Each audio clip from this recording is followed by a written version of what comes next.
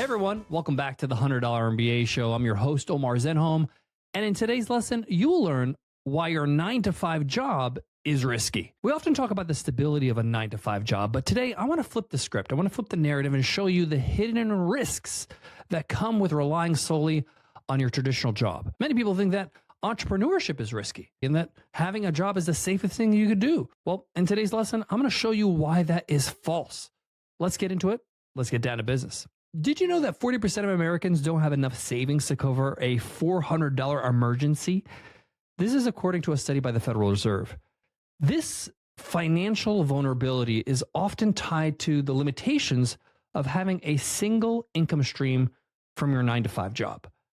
We're going to explore today why this so-called stability might be really risky. My goal in today's lesson is to make this a no-brainer for you. So by the end of the lesson, you're like, of course, I don't know why I didn't see it this way before.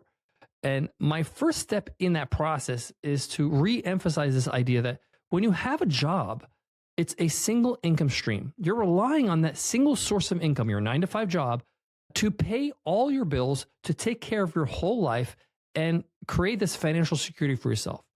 If something happens, if you lose your job, right? And we're going to talk about how likely this is, okay? But if you lose your job due to something out of your control, economic downturn, corporate restructuring, a personal health issue, right? Your entire financial stability could be wiped out overnight. Who's going to pay the bills? Your mortgage, your food, your family, your insurance, all this stuff is tied into this job that is relying on the fact that it's always there. Now, there are different jobs with different kind of safety mechanisms like a pension or maybe a severance pay. But most of the time, it's not enough for you to feel secure that you're going to be fine for the rest of your life. Think about the thousands of people who lost their jobs during the 2008 financial crisis or during the COVID-19 pandemic. Many were left scrambling because they relied solely on their job, on that paycheck. Okay? There is a lot of volatility in the market.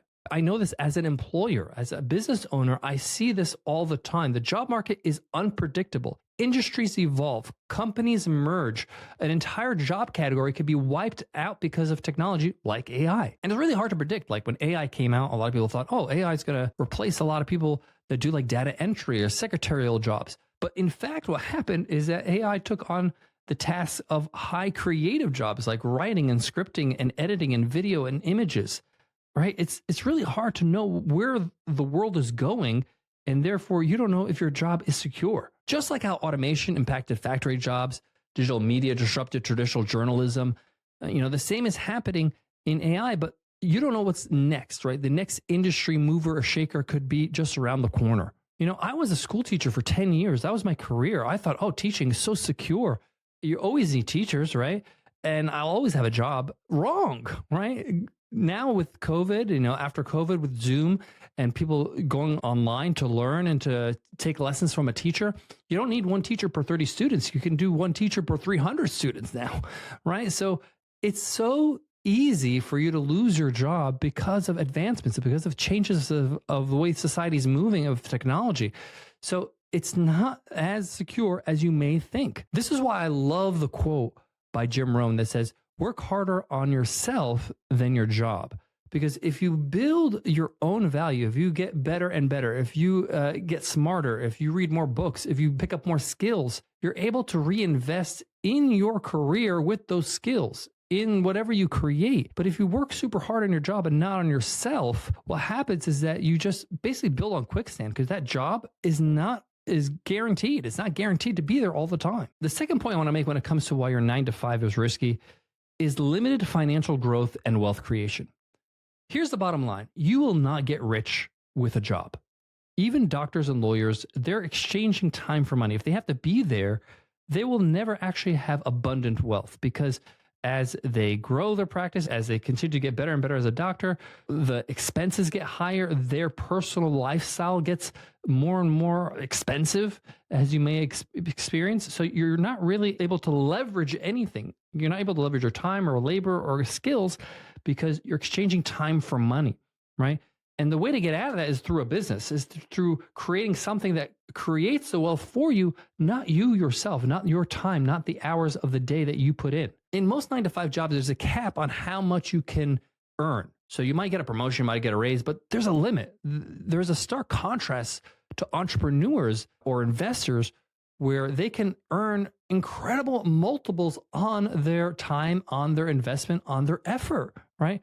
Earning potential is far greater. Think about all the rich people in the world, even celebrities like athletes. There's a lot of professional athletes that go broke years after they retire because they stop playing, they stop getting paid, and they haven't built an asset that makes them money. They don't have a vehicle to generate wealth. They didn't make the right investments. They didn't build any businesses. They just relied on the fact that, hey, I'm a superstar and I'll just keep playing. And once they stop playing, no money, right? Versus entrepreneurs, the people that are quite famous now, the Bezos of the world, the Sarah Blakeleys of the world, Oprah, right? They've created these assets that allow them to earn wealth regardless of how old they get.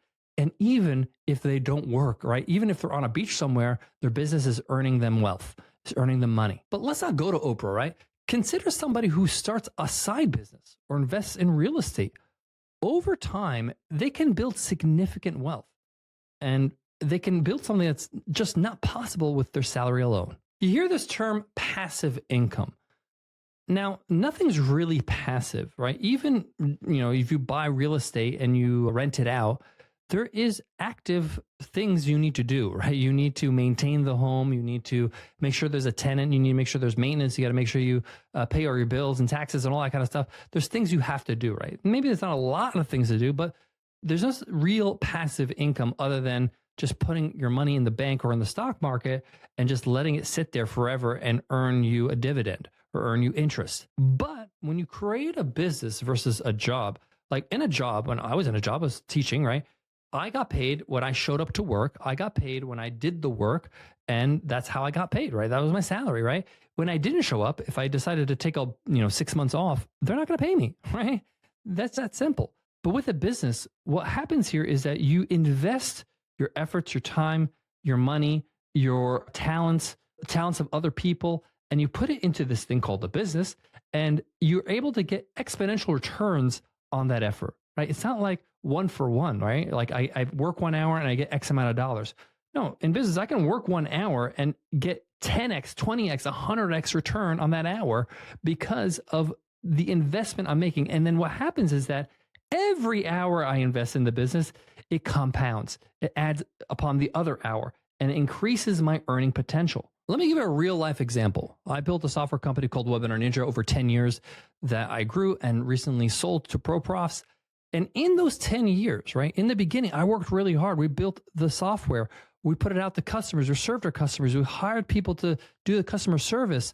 We did all this work. The first year was really intensive. The second year was intensive. The third year, we started to grow. We started to hire designers. We started to hire interesting salespeople, people to run our webinars.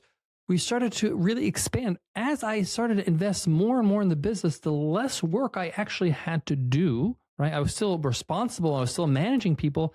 And the more I earned, the more the business earned, the more sales we made. Now, a couple of things are happening here. Number one, the revenue that the business is making, the sales that we're making is continuing to grow.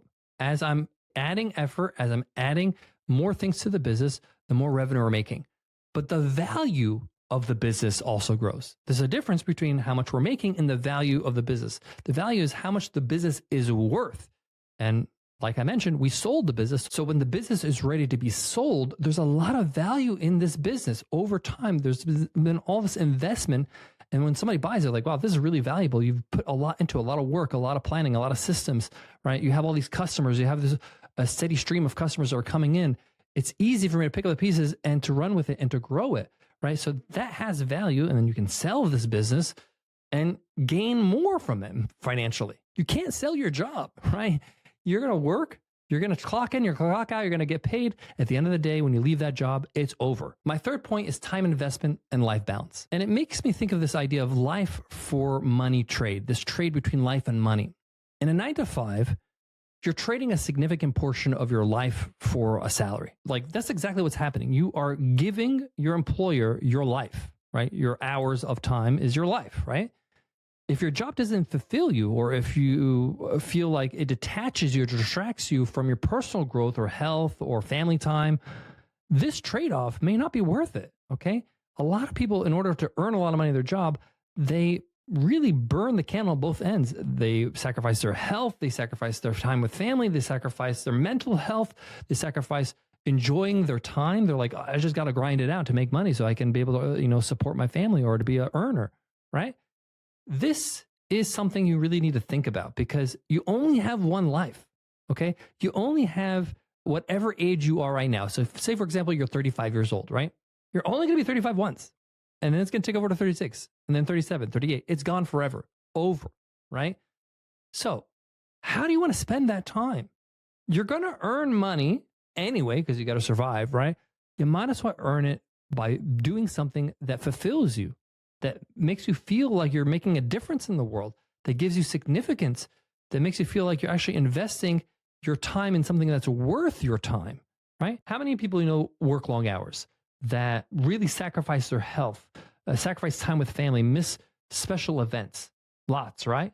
And it's because they bought this lie that, oh, if I just work hard, things will pan out. No, you got to be smarter than that. Your life is worth more than that. Another aspect when it comes to your life and your wealth and your money and your job and all that kind of stuff and how this all works together is your health, right?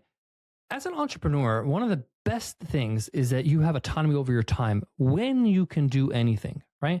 I get to choose when I do my meetings. I get to choose when I create my content. I get to choose when I do my business or when I do my sales webinars or when I do whatever I want to do, right? I'm going to get the work done, but I get to choose when to do this so I can work around my life and the things that are important, like my health, like my exercise, like having a good breakfast in the morning, like having a not rushed dinner. Okay. And when you have a job, you can't control that. You have to mostly be in the hours they prescribe, right? You might have some flexibility here or there, but you're still responsible for those hours. Okay. So you want to make sure that you keep this in mind. Your health is super important. The two things that I think that a lot of people neglect, most people in this world neglect, two things is their financial health and their physical health. Also their mental and their spiritual health as well, but health in general. They worry about everything else and they don't get these things in order, their health and their finances, right? And these are the two things that entrepreneurship really help you with.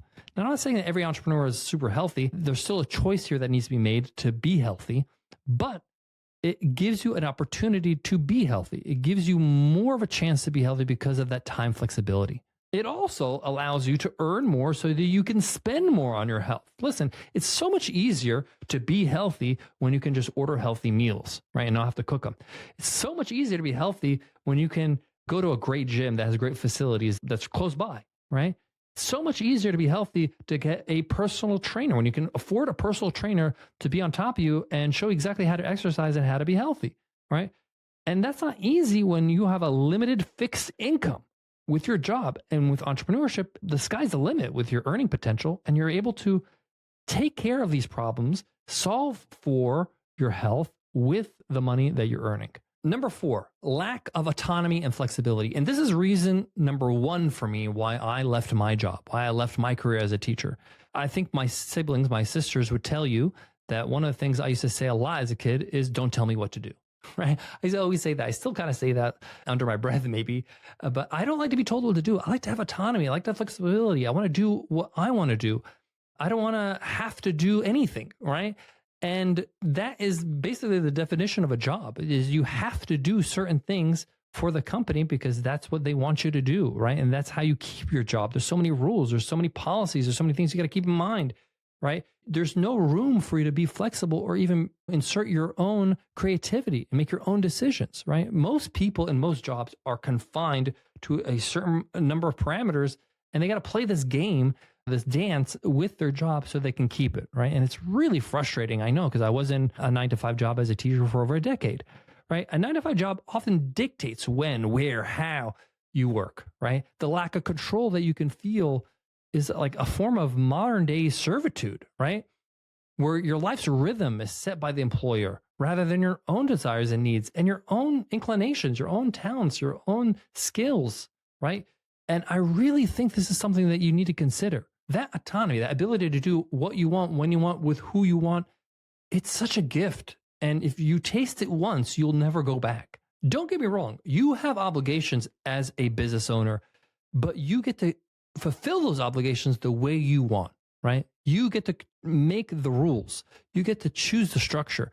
You get to change the structure that you already built yourself, right? You don't like the way you built it? Rebuild it. It's your world. It's your utopia. My last point deals with fulfillment and how your job is not really sustainable when it comes to fulfilling you for the rest of your life, whatever career you're in.